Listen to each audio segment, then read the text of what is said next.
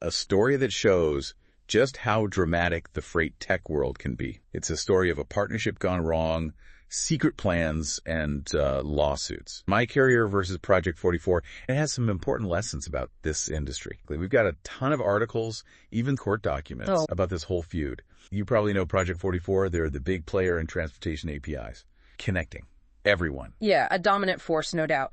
Back in 2022, they raised, what, $900 million? Yeah. Valued at over $5 billion. Clearly here to stay. And on the other side, we have MyCarrier, a TMS platform making waves specifically in the LTL space. They managed to attract a huge number of shippers, 3,000 to their platform. Yeah, that's impressive. So what's their secret? Well, a big part of it was this partnership with Project44. You see, Project44 wasn't just a partner. They were a major investor in MyCarrier. Gave MyCarrier an incredible advantage, VIP access to the industry's most valuable data, and for cheap. It was a win-win at first. Absolutely. MyCarrier gets a boost with this great deal, and Project44 gets to see their technology being used, tested, by this rapidly growing user base. But then 2023 comes along, throws everything off, freight market takes a downturn. Suddenly Project44's focus shifts, Remember that massive valuation? Yeah. Well, it dropped to $1.8 billion. Oh, wow. They needed to start showing profits, and fast. And that's when the honeymoon phase ended. It is. Project44 decides to hike up the price for MyCarrier to access their data, APIs, by a whopping 7%. Ouch. It was a classic, times are tough, gotta make money, move. But for MyCarrier, it was a major dilemma. Yeah, what do they do? Do they pay up and stay dependent on Project44? Right. Or risk upsetting their investor and try to build their own direct connections with carriers? On one hand, you've got this established partnership that's been crucial to your growth, but now it's coming with a hefty price tag. Right. On the other hand, going it alone is a huge risk. Totally backfire. They seem to cave. Summer of 2023, they sign a new 5-year exclusivity deal with Project44. Behind the scenes, they were cooking up a secret plot. You gotta tell me more. They called it Project Raptor, to totally replace Project44 within 18 months. And the irony here is amazing. Just days before this deal, MyCarrier CEO is publicly praising Project44 and their CEO, talking about how much he admired them. Talk about playing the long game. Shaking hands, smiling for the cameras, while secretly plotting to overthrow their partner. But what pushed them to accelerate this secret plan? Was it just the price hike or something more? Well, the price hike was definitely big. Yeah. But remember those major outages Project44 had that same summer? Well, MyCarrier and their customers were hit hard. These outages showed how vulnerable they were relying solely on Project44. It was a wake-up call. They had to prioritize Project Raptor. Specifically, building their own electronic bill of lading system. What exactly is an electronic bill of lading? Why was it so important for MyCarrier to have their own? Is basically like a digital version of that traditional paper document. It's got all those crucial details about the goods, who's responsible, where it's going, essential for transparency and efficiency in LTL, especially for a platform like MyCarrier. They coordinate so many shipments. So MyCarrier was basically trying to create their own independent infrastructure. Yeah. They wouldn't need Project44 for this critical piece. Exactly. It was a bold move, especially since they were still under that exclusivity agreement, and that's when things really went off the rails. Remember that 700% price hike?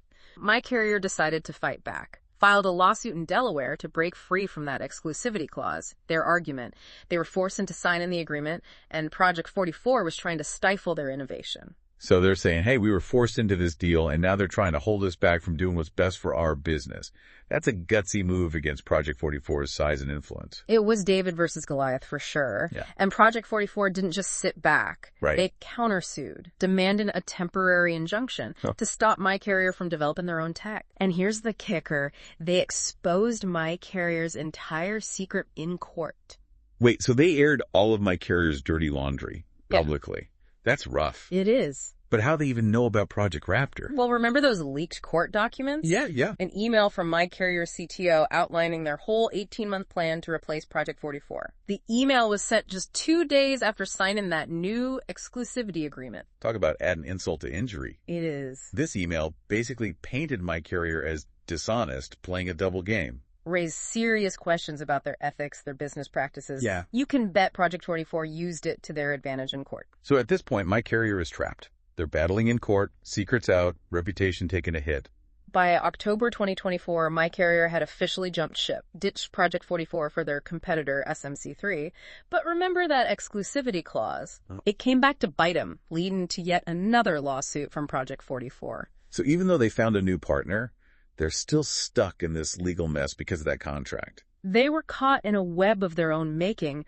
Their attempt to outmaneuver Project44 backfired big time, left them in a tough spot, couldn't use Project44, couldn't build their own connections, and their new partner, SMC3, wasn't quite ready to fill the gap. MyCarrier's losing money, fighting multiple lawsuits. Their future is uncertain. The risks you face relying on a single partner.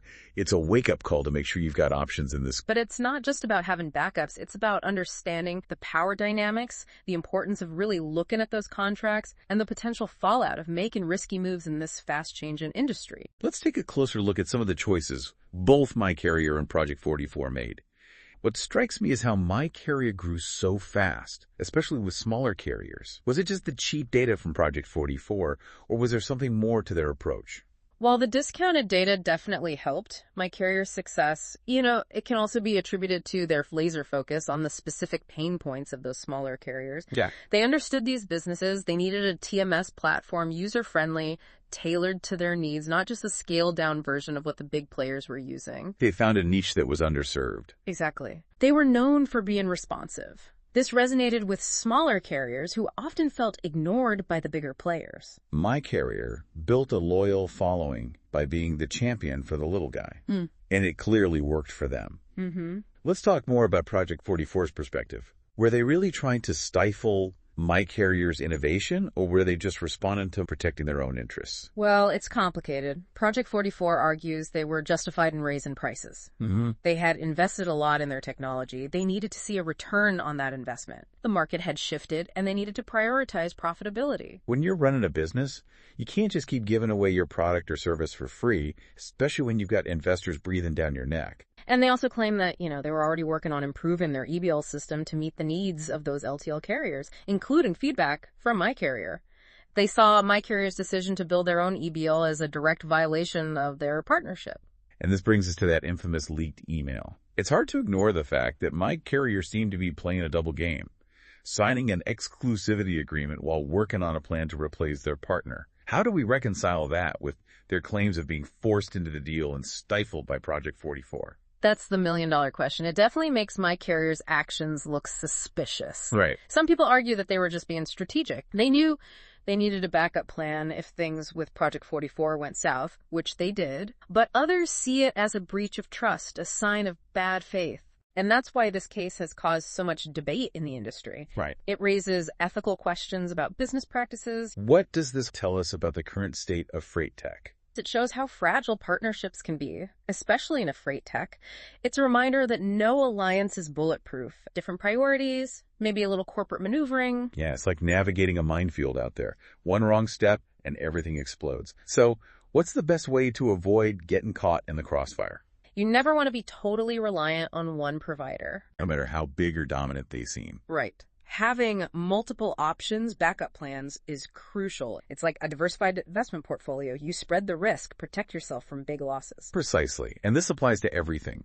Tech providers, carriers, even your customer base. Don't put all your eggs in one basket. Another important lesson is to be proactive in understanding and managing those contracts. Yeah. Don't just sign without thinking. Take the time to carefully review the terms and conditions, especially those pesky exclusivity clauses. Oh yeah, they might seem harmless at first, but they can really limit your options later on.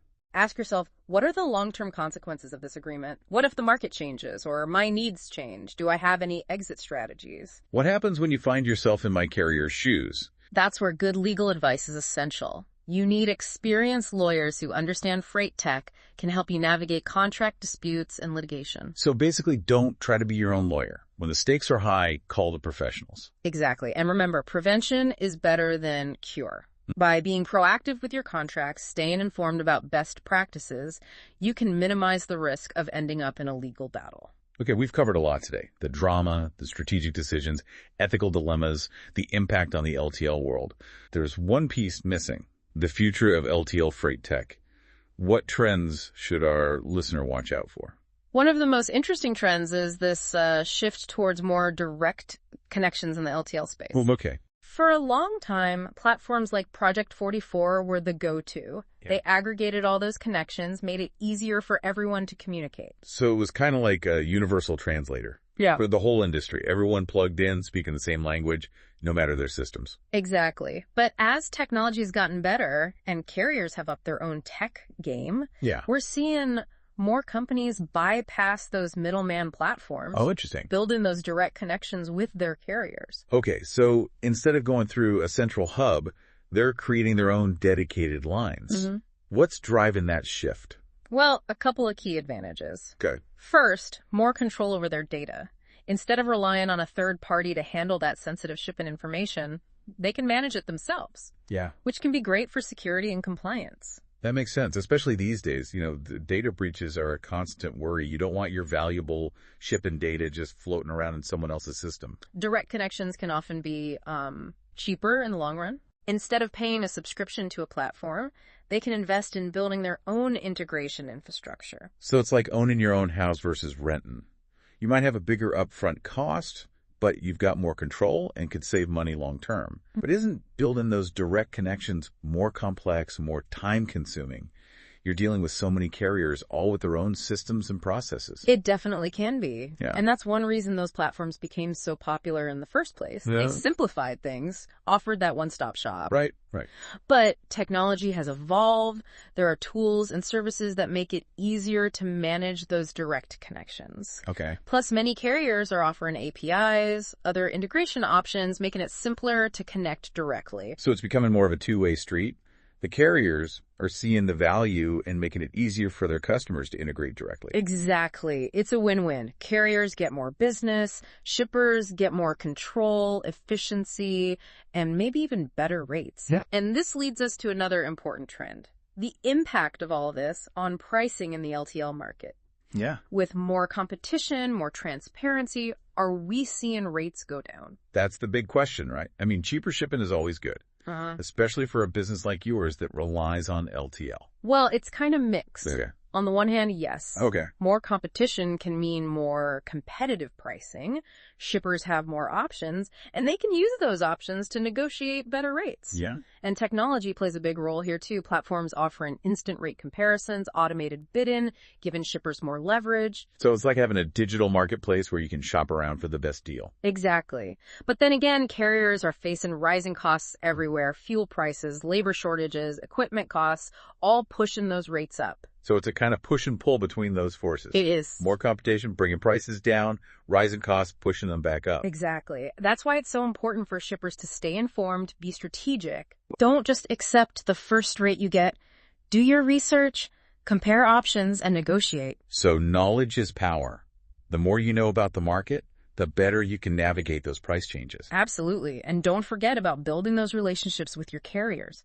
Having a good rapport, open communication can really help you get good rates and make sure you're getting a reliable service. That's a great point. It's not just about finding the cheapest option. It's about the right partner, someone who can meet your needs, someone you can trust. Exactly. And this brings us to the last and maybe most important takeaway from all this. Okay. The need to be flexible, adaptable. The LTL industry is dynamic, always changing. Yeah. What works today might not work tomorrow. So you're saying we got to be ready for anything, like have a plan B and a plan C. Exactly. Don't get stuck in your ways. Be open to new technologies, new business models, new partnerships. Yeah. Be willing to experiment, adjust your strategies as you need to. The companies that do well are the ones that can pivot, adapt quickly to those changing conditions. Remember to diversify your options, be smart with your contracts, stay informed about industry trends, and most importantly, be adaptable. The MyCarrier and Project44 story is a cautionary tale, but it also has valuable lessons for anyone who wants to succeed in this ever-changing industry. Well said. We've covered a lot today. The drama of lawsuits and secret plans to the bigger trends shaping the future of LTL freight tech.